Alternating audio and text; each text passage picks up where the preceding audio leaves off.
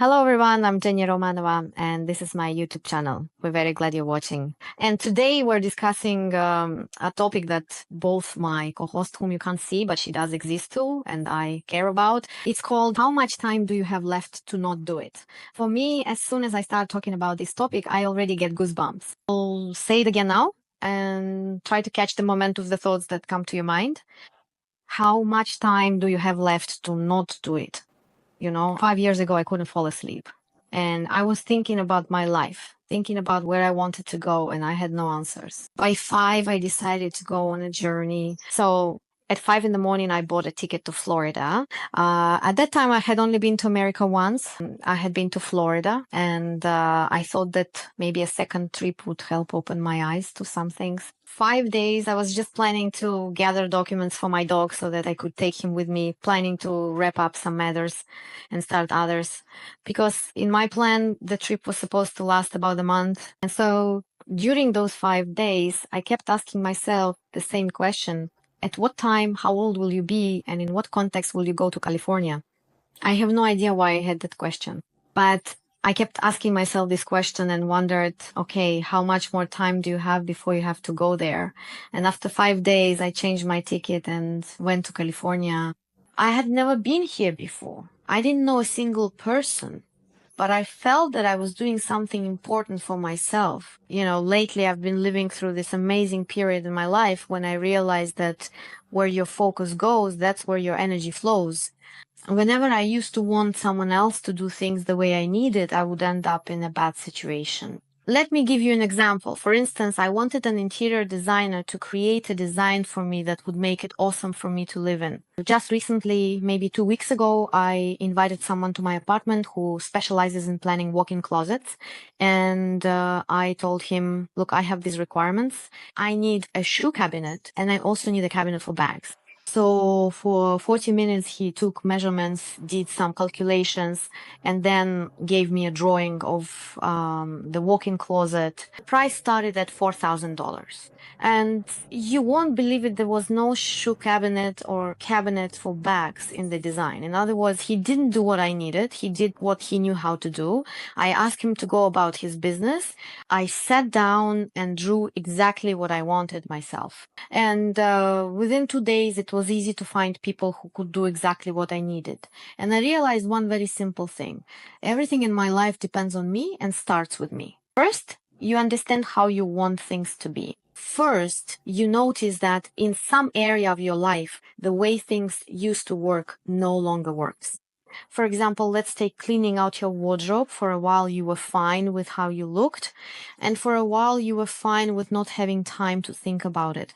And that's generally okay. But at some point, you realize that you are becoming the kind of person for whom this is no longer acceptable, for whom this no longer works. It's not just about the wardrobe changing. It's really about the fact that you are at a particular stage of consciousness and personal development where you are truly the kind of person inside, wow, who actually genuinely cares about how they look. That's why it's very difficult and actually unnatural to keep all the areas involved in this frozen in the same state throughout your entire life, although probably some people manage to do it. That's a canned life, a life like canned sprats or maybe very tasty peaches or nectarines. But it's a very interesting point. At what moment do I finally dare to do something I haven't been able to for a very long time? Or why am I still not daring to do something I've been thinking about for many years? And the answer is very simple. I haven't yet become the kind of person who has that. And here it's all very simple. Either I don't want it enough yet, or I don't dislike what I have now enough. And also, quite simply, I don't have the energy for it.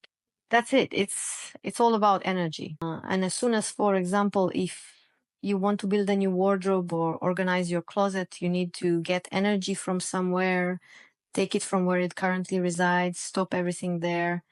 For instance, redirect it into a new area for yourself. For example, I recently discussed how important it is to wake up at 5 a.m. from 5 to 5:30. But for me to wake up between 5 and 5:30, what time do I need to go to bed? 9. In order for me to go to bed at 9, I need to finish all my tasks by 8 in the evening. and then I'll have an hour to get ready for bed, wash up, read something, and set my alarm. So accordingly, I cut out all late dinners, meaning I no longer stay out eating with others after work, even though I used to enjoy those moments. I also stopped hanging out with friends who invite me for a glass of wine in the evening, which was a relaxing way to end the day. As a result, I practically lose my social circle, since most of my interactions happened during those times. I lose my usual routine, and my daily life starts to feel noticeably more isolated and unfamiliar. So look how interesting this turns out. Everything that made me who I am, habits, my schedule, my social circle ceases to exist just because of one habit I want to adopt. And if I get up at 5 in the morning, then I have breakfast at 8. And those wonderful leisurely breakfasts at 11 in the morning with friends or colleagues, or even during important business meetings, also start to gradually disappear at some point. So you see how just one simple habit can, in fact, fundamentally and completely change the course of our lives. And as you might realize, it's not just about changing a habit, it's about slowly becoming a truly different person step by step over time. And only in this way can I introduce something new into my life when I free it from what no longer works for me. And then it turns out I have to make a choice. What do I want in my life? I love my friends, but right now I love myself more. But at this moment, I'm more interested in building something truly valuable and interesting in my life, and I want to do that. And it's not hard for me to give up alcohol, late dinners, and start going to bed at 9. But there has to be a serious reason for it. And it's always the same. Deep down inside, I really, truly want it. If you're still continuing to put off something you've been thinking about for so many years, if you still allow yourself time and time again, perhaps not to actually do what you supposedly want to do, in the end, it means that deep down, you simply, honestly, genuinely don't want it.